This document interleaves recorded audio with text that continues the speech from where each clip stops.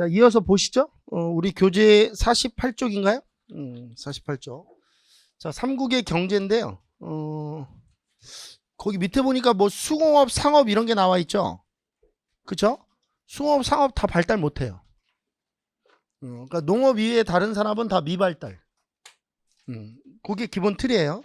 농업 이외에 다른 산업은 다 발달하지 못했다. 자, 수공업은 초기에는 노비수공업이 주축을 이뤄요. 노비수공업. 여기다 써놓읍시다. 미발달. 발달을 하지 못했다. 노비수공업이 주축을 이룬다. 노비가 이제 물건 만드는 걸 노비수공업이라고 해요. 기술이 뛰어난 노비가 무기, 장신구 등을 생산했다. 이렇게 보시면 되고요. 후기로 넘어가면 관청수공업이 시작이 돼요. 관청수공업은 관청에서 가장 간단하게 얘기할게요. 관청에서 어떤 물건이 필요하잖아요. 그럼 그 해당 관청이 관할하는 지역이 있겠죠. 그 지역에서 살고 있는 사람들 중에 물건을 만드는 재주가 있는 사람들이 있겠죠. 그 사람들을 미리 장부에다 기재를 해놨다가 관청에서 필요한 물건이 있다. 예를 들어 의자를 만들어야 된다. 그럼 그 지역에 살고 있는 목수들을 징발해서 물건을 만드는 방식이 관청수공업 체제예요. 자, 다시 한번 해보죠. 자, 어떤 관청이 있다. 예를 들어서. 근데 이 관청이 관할하는 지역이 있을 거 아니에요. 뭐 예를 들어서 뭐 무슨 구청이다. 그럼 뭐 예를 들어서 동작구다. 그럼 동작구 내에 그 물건을 만들 수 있는 장인들을 미리 기재해 놨다가 등록을 해 놨다가 의자가 필요하다. 그러면 목수들을 징발해서 수공업을 하는 체제. 그걸 관청수공업이라고 해요. 관청에서 수공업자를 소속시켜 물품을 생산하는 거죠. 상업은 역시 미발달이야. 발달하지 못했다. 상업 분야는 시장을 좀 먼저 보는데 우리 이거 정치사 할 때 왕의 업적 외울 때 잠깐 외웠던 거거든. 소지마리간 때 경주에 시사가 설치돼. 이게 우리나라 역사에서 최초로 만들어진 시장이지. 최초로 만들어진 시장. 그리고 그냥 편하게 이해하라고 그랬지. 제가 지증왕 때 이 시사가 이름이 동시로 바뀐다. 지증왕 때 소지마리간 때 만들어졌던 시사의 이름이 뭘로 바뀐다? 동시로 바뀐다. 동시로. 그리고 이 동시는 관리 감독하는 기구가 있지. 그게 동시전이야. 자, 그럼 여기서 스톱. 동시를 만들었는데 동시를 통제하는 관청을 뒀다는 거야. 그럼 이 관청이 하는 일은 뭐냐면 예를 들어 동시에서 장사하는 사람들이 있으면 이 동시전의 관리가 가가지고 야, 너 그거 얼마씩 받아? 뭐 500원 받는데요. 이런 100원씩만 받아. 이게 동시전이 하는 일이야. 그럼 동시전은 상행위를 통제하는 일을 하는데 주로 물가를 통제하는 일을 해요. 그럼 왜 동시전은 물가를 통제하느냐? 장사하는 사람들이 이익을 많이 보지 않도록 하는 거야. 되게 웃기지? 그러니까 장사해서 돈을 많이 벌지 못하도록 하는 기구. 그게 동시전이야. 그럼 동시전이 왜 시험 문제에서 자주 출제되는가? 이게 뭘 보여주는 거지? 억상. 이게 억상이라는 국가 정책을 보여주는 기구이기 때문에 동시전이 시험에 많이 출제되는 거야. 동시전. 효소왕 때는 서시와 남시가 추가 개설되지. 그죠? 동시도 있고 서시, 남시도. 물론 서시, 남시가 개설되면 서시전, 남시전도 생기는 거야. 뭐도 생긴다고? 서시전과 남시. 왜냐면 서시와 남시를 통제하는 기구도 있어야 되니까. 서시전, 남시전도 설치가 된다. 서시전, 남시전도 설치가 된다. 그리고 여기 보면 얘는 얘를 통제하고 얘는 얘를 통제하는 거지. 그렇지? 상행위를 통제하는 거야. 통제하는 거지. 동시전, 서시전, 남시전이 뭘 보여준다고? 억상. 이걸 보여주는 기구죠. 이렇게 하시고 넘어가면 됩니다. 경제 생활을 좀 보죠. 아, 이거는 뭐 할 필요 없어. 이거 귀족들 잘 살았다는 얘기인데 뭐 잘 살았겠지 귀족들이. 호화 생활. 개인이 토지, 노비 이런 걸 소유하고 있었고 국가로부터 노급도 받았고 국가로부터 노급도 받고 우리가 읍이라는 게 마을이죠. 이걸 받으면 전세, 공납, 역 이걸 다 이 귀족이 수취할 수 있는 거죠. 이 관리가. 시급도 받았고 이런 걸 이제 기반으로 해서 잘 살았다라는 거야. 근데 이거 공부하면서 우리가 생각해 볼 좀 개념이 하나 있어. 지금으로 좀 얘기해 보면 지금 소득으로 보면 우리가 근로소득이 있고 재산소득이 있지 사람에겐. 그죠? 근데 지금도 우리나라에 보면 재산소득이 많은 사람들이 진짜 잘 사는 거야. 그지? 그잖아. 우리의 꿈은 건물주지. 왜 경찰이야? 경찰보다 위에 있는 꿈이 있을 거 아니야. 근데 이 재산소득이 많은 게 왜 좋으냐면 재산소득은 말 그대로 일을 하지 않고도 소득이 되는 거지. 그러니까 근로소득만 있으면 사람이 사실 되게 힘들지. 뭐 근로소득으로 돈을 많이 번다고 해도 매번 근로소득으로 번다면 사람이 지칠 거야. 그지? 월화수목 금금금 일을 해야 되니까. 근데 이 귀족들은 근로소득도 있고 이거는 어떻게 보면 근로소득이야. 이건 재산소득이지. 이해돼요? 무슨 얘기인지? 그러니까 이 근로소득과 재산소득이 다 많은 거야. 그러니까 내가 일해서 식당을 하는데 내가 이제 일을 해. 식당에서 식당을 내가 경영해. 그 식당에서 한 달에 한 1억씩 내가 벌어. 그리고 건물 임대료만 내가 한 달에 한 2억씩 받아. 부럽지? 부러운 거야. 수조권도 있고 노동력 증발권도 있고 이 뒤에 읍이라는 게 있으면 이렇게 되는 거지. 이 읍이 붙으면 이거는 우리가 정치사 할 때 얘기를 했기 때문에 패스. 자, 그 다음에 농민들은 궁핍했겠죠. 벌써 용어가 다르잖아. 그지? 호화, 궁핍 이렇게 돼. 척박한 토지를 경작해야 됐었고 시비법도 잘 발달이 안 돼 있었고 그러니까 토지 생산성도 낮고 휴경지도 증가해 있었고 국가와 귀족의 과도한 수치로 몰락하는 농민도 발생했고 뭐 하여튼 전반적으로 농민들의 생활은 어려웠다. 뭐 요즘은 안 그렇겠습니까? 요즘도 다 똑같죠. 요즘도 잘 사는 사람이 있고 못 사는 사람이 있는 거죠. 4세기부터 5세기 이후에 철제 농기구의 보급과 뭐 우경 이런 거의 확대로 농민 생활이 약간 개선이 되긴 하지만 그래도 농민들의 생활은 어려웠었다. 이렇게 보시면 돼요. 우경의 보급 확대로 농민 생활이 개선됐다. 아, 지중왕 뭐 이렇게 이해하시면 돼요. 아, 지중왕, 아, 지중왕 우경 이렇게 하고 넘어가시면 된다. 넘어가고 통일신라의 경제를 한번 보죠. 우리 통일신라 귀족의 향락생활 그 오른쪽에 보면 사료가 있는데 통일신라에 대한 사료거든요. 한번 읽어보죠. 36개나 되는 금을 입힌 거대한 저택이 있었다. 교회에 추나추동 4계절마다 놀던 별장을 가지고 있었으며 46대 헌강왕 때에는 성 안에 초가집이 하나도 없고 집에 처마와 담이 이웃집과 서로 이어져 있었다. 그러니까 빽빽히 집들이 들어서 있었다. 이런 거야. 두 번째, 재산가에는 녹이 끊이지 않았다. 노동, 여기서 노동이라는 건 이제 일하는 아이들, 그러니까 노동이 3,000명이었고 비슷한 수의 갑옷과 무기, 소말, 돼지가 있었다. 바다 가운데 섬에서 길러 필요할 때 활로 쏘아서 잡아먹었다. 바베큐를 이렇게 해서 먹었다는 거야. 섬에서 가축을 길러서 자기가 오늘 삼겹살 땡긴다. 그러면 가서 활로 쏴서 잡아서 먹었다는 거야. 나도 이렇게 먹고 싶어. 곡식을 구워서 갚지 못하면 노비로 삼았다. 이게 통일신라 시대 때 귀족들의 생활을 보여주는 사료예요. 아주 잘 나오는 사료입니다. 시험 문제. 상업. 통일신라의 이제 경제부터 좀 볼게요. 통일신라의 경제. 수도, 농업 생산량 향상으로 인구가 증가했고 뭐 너무 당연한 얘기예요. 그러니까 삼국시대보다는 통일신라 시대 때 농업 생산량이 증가해서 인구가 많아졌다라는 거죠. 서시 남시가 추가 개설됐다는 얘기는 했었고요. 효소왕 때. 지방으로 좀 가보죠. 지방은 교통의 요충지, 시장이 형성됐다. 여기서 교통의 요충지는 대부분 이제 관하 근처예요. 그러니까 지방 관하 근처 이런 데서 이제 시장이 좀 조그맣게 들어서기도 했다 이런 거예요. 경제생활 부분을 보면 지금 방금 전에 읽었던 건데 뭐 시급, 노급, 사유재산, 고리대업 등으로 부를 축적했다. 향락과 호화 생활을 영유했고 금입택 이건 이제 저택이죠. 금을 바른 집. 그러니까 집에다 금 발라놓은 거야.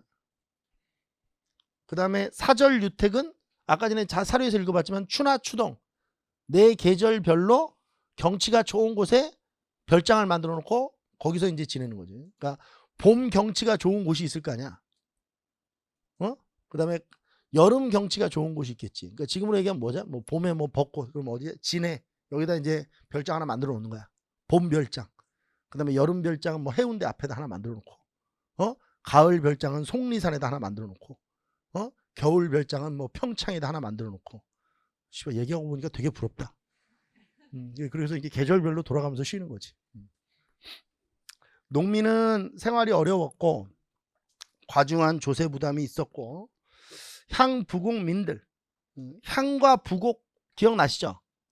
통일신라 시대 때 농민보다 더 많은 공납을 부담했다. 여기서 공납이라기보다는 그냥 세금이라고 하시는 게 좋을 것 같아.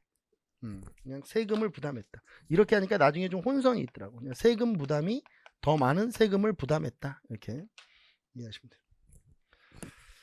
그 다음에 노비는 왕실, 관청, 귀족, 절에 소속되어 각종 필수품을 제작하는 노비들도 많았다. 그리고 주인의 농장을 관리하거나 토지를 경작하는 노비도 있었다. 뭐 원론적입니다. 나중에 쭉 한번 읽어보시면 되고요. 그 다음에 발해의 경제입니다. 농업, 수공업, 상업이 발달했고 밭농사 위주예요. 왜냐하면 이 발해는 위치를 보면 논농사 적합지역은 아니죠. 왜냐하면 논이라는 그 변은 여름철 집중 강수가 내리는 지역에서 논농사가 잘 돼요. 그러니까 여름에 집중 강수가 내린다라고 하면 결국 이제 우리나라죠, 우리나라. 근데 위로 올라가면 여름철에 더울 때 집중 강수가 잘 내리지 않거든요. 발해 같은 경우는 밭농사 뭐 그리고 기후도 되게 그렇잖아요. 여름철에 더울 때 비가 내려야 되는데 저기 위에는 여름철에 그렇게 덥지가 않으니까. 일부 지역에는 벼농사도 있었지만 주로 밭농사 위주였다. 일부 지역은 벼농사도 됐다. 금속 가공업, 직물업, 도자기업 뭐 이런 게 발달했고 상경 등 교통의 요충지에는 상업이 발달했다. 뭐 역시 원론적인 얘기입니다. 목축과 수렵이 발달하기도 했다. 솔빈부라고 하는 데가 있는데 이 솔빈부가 5경 15부 할 때 그 15부 중에 하나예요. 15부. 그래서 솔빈부가 어디쯤에 있냐면 발해가 이렇게 있다라고 봤을 때 발해가 이렇게 있다고 했을 때 여기가 솔빈부라는 거예요. 솔빈부. 여기에서 생산되는 말이 굉장히 유명해요. 그러니까 지금으로 얘기하면 여기서 이제 페라리가 생산되는 거죠. 페라리 공장이 여기에 있는 거야. 명마. 주요 수출품이 되었다라는 거고, 그 다음에 모피, 녹용, 사향 이런 것들도 발해의 주요 수출품이었다. 이렇게 보시면 됩니다. 자, 그 다음에 밑에 쪽 넘어가죠. 자, 민정문서인데요.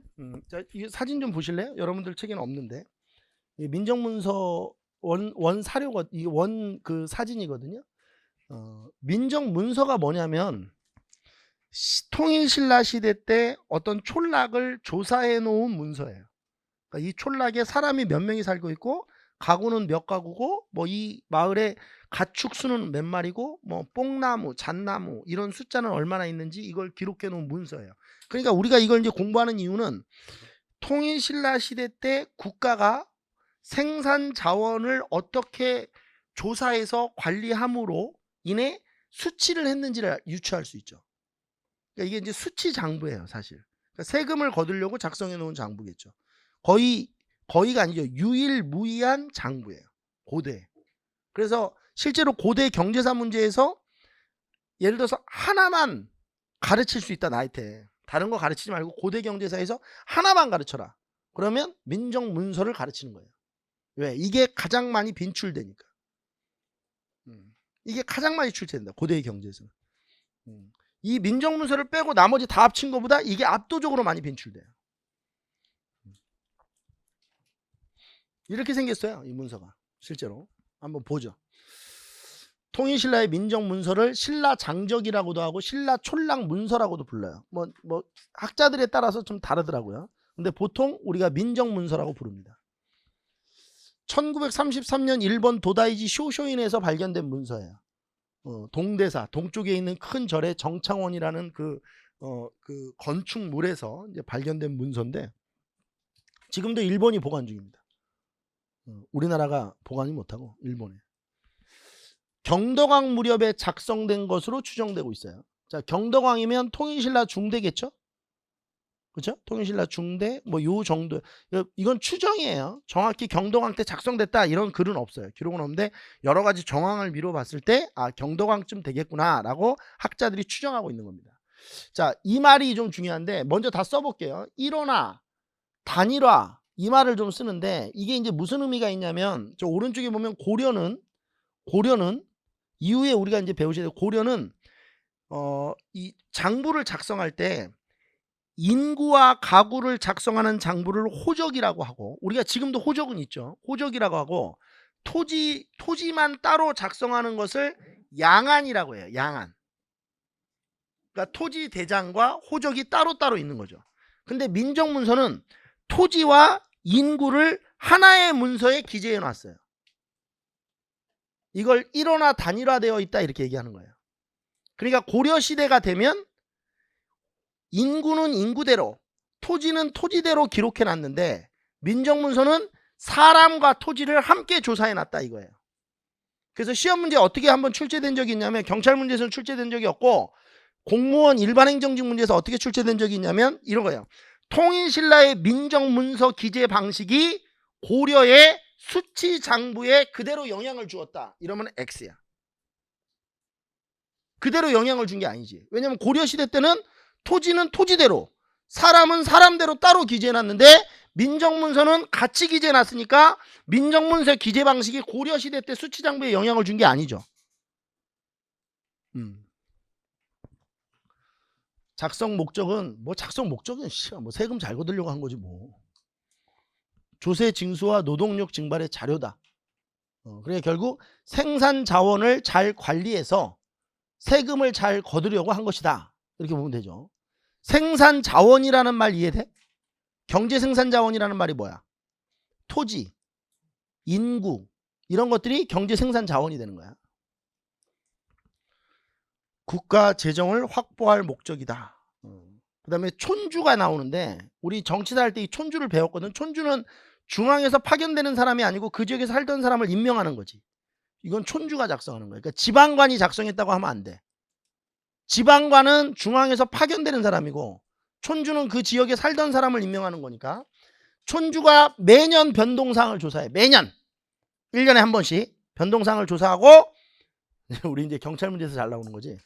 3년마다 작성해. 그럼 우리 경찰 문제는 매년과 3년을 거꾸로 해놓는 거지. 그지? 시험 문제 선지에서 촌주가 3년마다 조사를 했다. 이러면 틀려. 지금 이 말 이해되셔? 촌주가 3년마다 조사했다. 이러면 틀린다고. 조사는 몇 년마다 하는 거야? 매년 하는 거야. 그 다음에 또 다른 선지에서는 어떻게 나오냐면 촌주가 매년 작성했다. 이러면 틀린 거야. 알겠어? 매년 조사하고 몇 년마다 작성하고 3년마다 작성했다. 그리고 촌주 지방관 아니라는 거 잘 기억하고 또 나중에 똥 밟지 말고. 자, 조사 대상은 서원경인데 서원경이 지금의 청주예요. 청주. 충주를 뭐라고 했지? 통일신라 시대 때? 충주에 있는 오소경이 하나 있잖아. 중원경. 그치? 중원 고구려비. 그게 충주 중원 고구려비지. 이건 서원경이야. 충주 아니야. 청주야, 청주. 부탁이야. 충주 아니야. 알겠어? 청주야. 지금 머릿속에서 같은 데 아니야? 청주야. 4개 촌락의 호수인데 이 4개 촌락을 조사한 거지. 근데 이 4개가 2개는 이름이 있고 2개는 이름을 알 수가 없어. 하나는 이름을 알 수 있는 2개의 촌은 사라지촌, 사해점촌. 그 다음에 이 2개는 알 수가 없다. 뭐 무슨 촌, 무슨 촌 이렇게 돼 있다. 그러니까 서원경 북은 4개 촌락을 조사한 문서다. 그리고 이 4개 촌락 중에 2개는 우리가 이름이 확인이 가능하고 2개는 이름을 알 수 없다. 사라지촌, 사해점촌, 그리고 2개는 알 수 없다.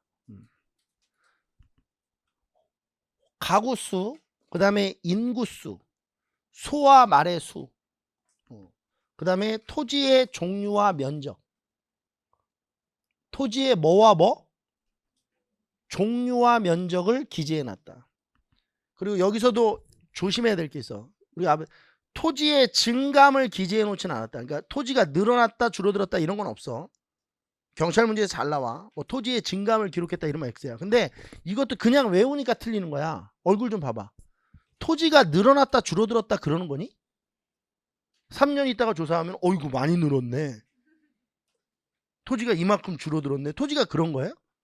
토지는 그런 게 아니야. 그러니까 토지의 증감을 굳이 기재할 이유가 없는 거야 사실은. 토지가 3년 동안에 어떻게 늘어나? 뭐 이때 간척 사업하니?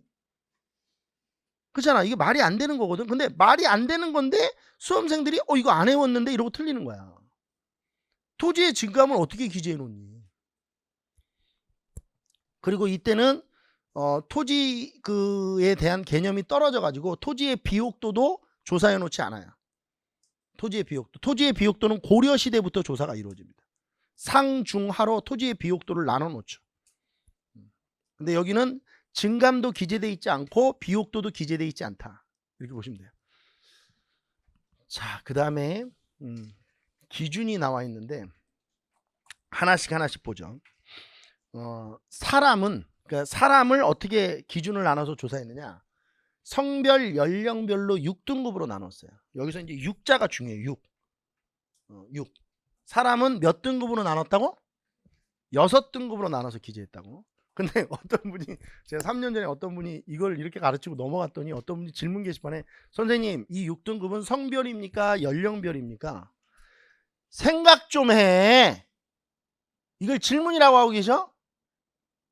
그냥 승질이 나가지고 그냥 넘어질 뻔했잖아. 놀래가지고 질문 게시판에 답변 달다가 성별을 6단계로 나눠봐.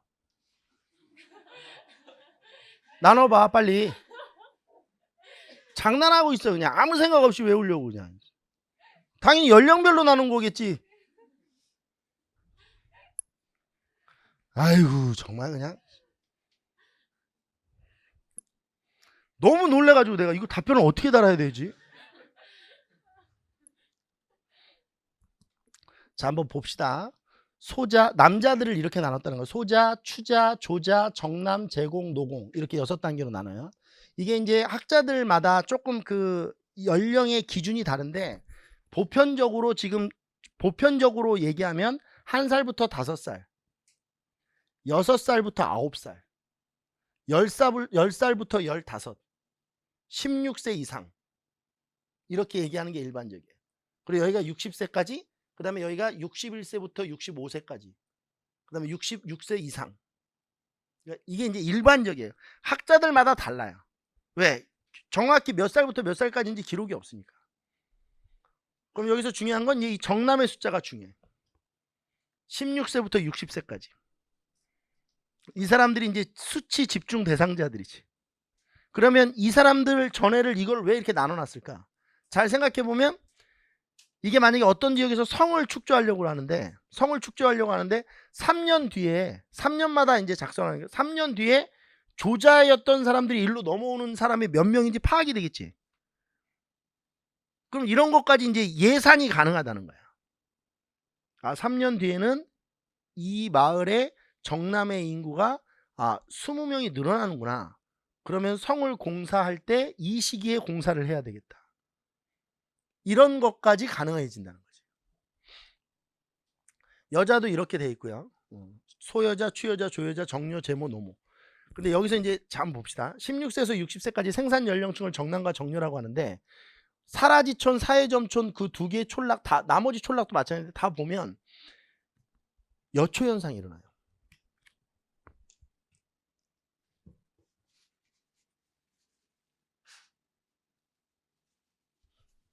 여초 현상이라는 말이 뭐지? 여초 현상. 여자가 많다는 거야. 여자가 많다. 여러분들 우리 여기 앉아 계신 분들 우리나라는 남초 현상이 나타나거든. 특히 그 어린이들 사이에서. 왜? 남아선호 사상 때문에 그래. 옛날에는 알게 모르게 이게 낙태했거든. 낙태했다고 딸아이라면 지우고 그랬단 말이야. 그래서 남자들의 수가 많아. 그래서 옛날에 우리 국민 여러분들 초등학교 때 보면 짝꿍 남자 여자 하다가 키 큰 애 남자애들 2명이서 짝꿍하고 그러지. 걔네 둘은 나중에 걔네 둘이 결혼하는 게 아니야. 걔네 둘은 둘 다 못하는 거야 결혼을. 비례로 얘기하면. 그러니까 우리는 지금 현재 남초 현상의 시대에서 살거든. 근데 이제 물론 이제 여성의 평균 수명이 늘어나서 노인 연령층으로 가면 여성의 인구가 더 많아져요.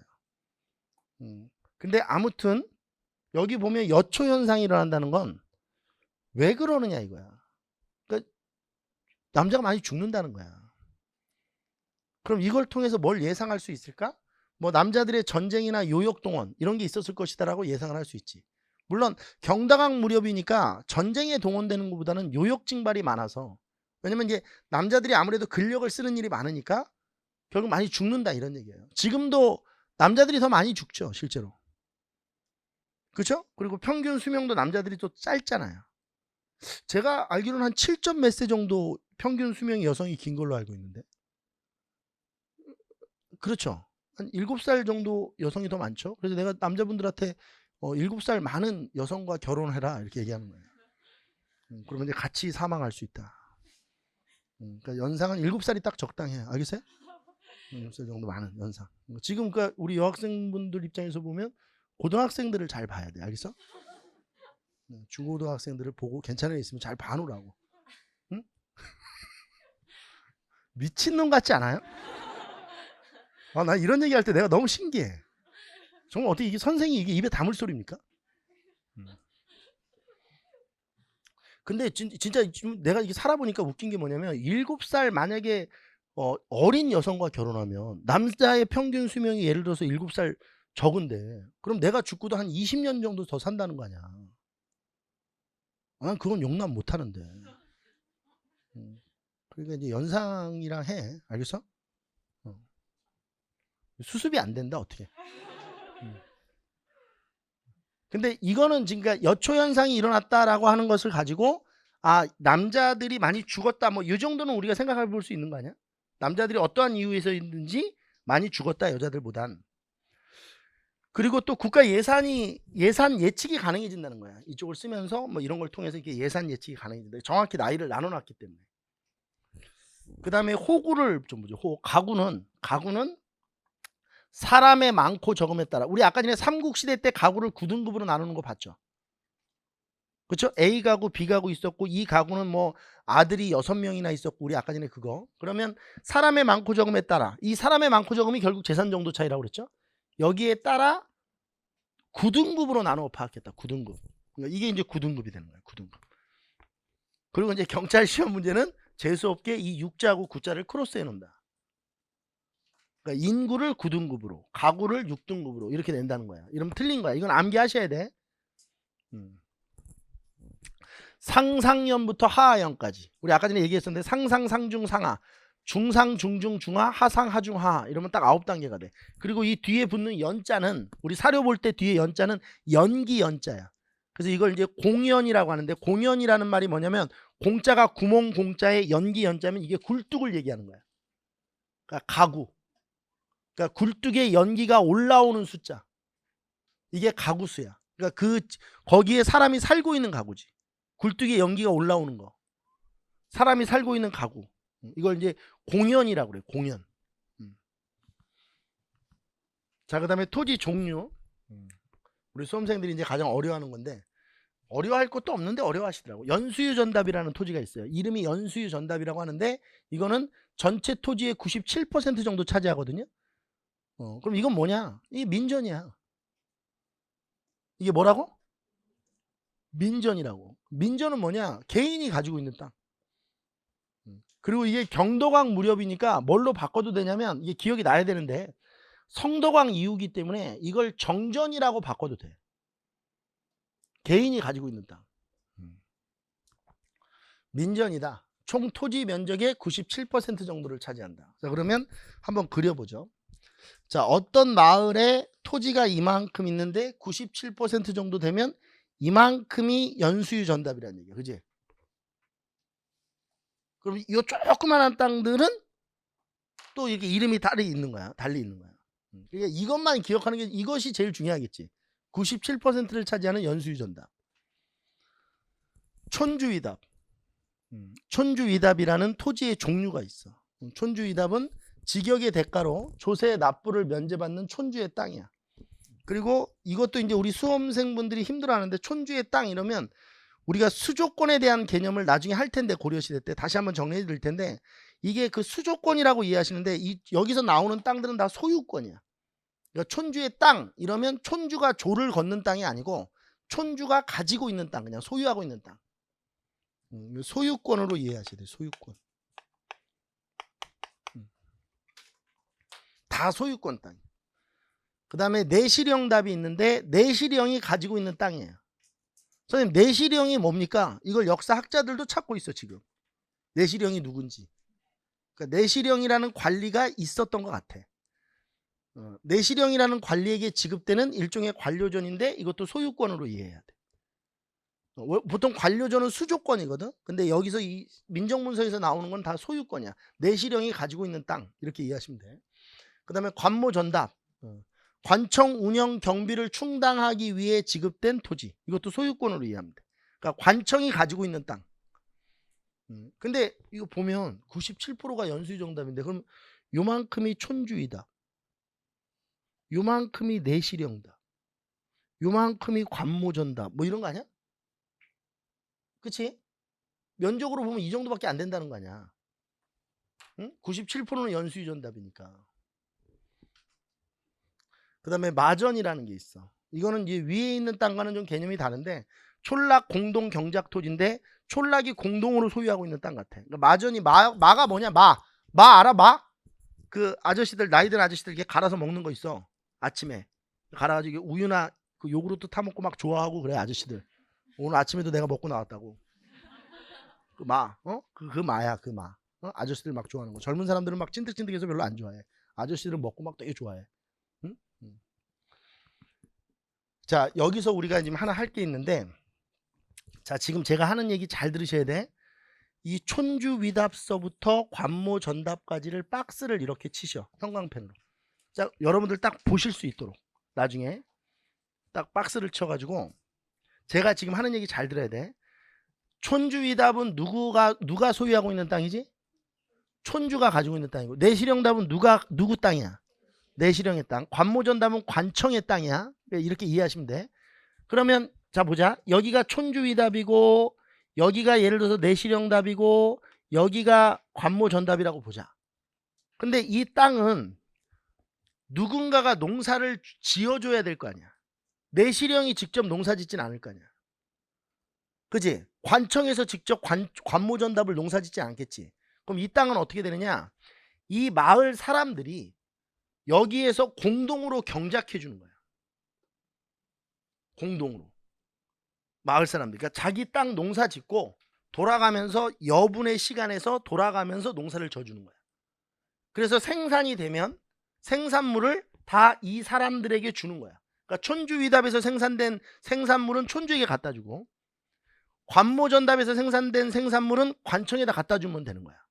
근데 이거를 이제 시험 문제 낼 때 어떻게 내냐면, 소작을 줬다고 그래. 소작을 주면 안 돼. 소작은 뭐냐면, 예를 들어서 촌주위답을 소작 줬다 이러면, 잘 봐봐. 내가 촌주인데 이 사람한테 소작을 줬어. 그럼 이 농민이 농사를 졌잖아. 그럼 이 농민이 나한테 어떻게 줘야 되냐면, 생산된 양의 절반은 날 주고 절반은 자기가 갖는 거야. 소작은. 근데 촌주위답이나 내실형답이나 관모전답은 그렇게 나누는 게 아니고, 마을 사람들이 공동으로 경작해주고 생산물을 촌주에게 다 주는 거야. 선생님, 왜 농사 지어주고 다 줍니까? 이게 바로 월급 같은 개념이야. 우리가 공무원 월급 주잖아. 우리가 지금도 세금 내고 공무원 월급 주잖아. 근데 이때는 이제 이런 식으로 월급을 주는 거지. 농사를 대신 지어주는 거야. 그래서 이거를 화살표를 잘 치셔야 되는데 이거를 일로 이렇게 화살표를 딱 치어가지고 소작이 아니라는 걸 잘 기억해야 돼. 이 세 개의 땅은 소작 짓는 땅이 아니다. 공동 경작하는 땅이다. 뭐 하는 땅이다? 공동 경작하는 땅이다.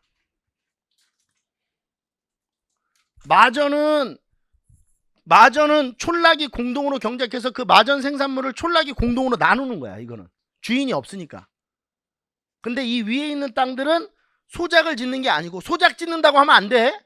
공동으로 경작해서 그 생산물을 그 주인에게 갖다 주는 거야.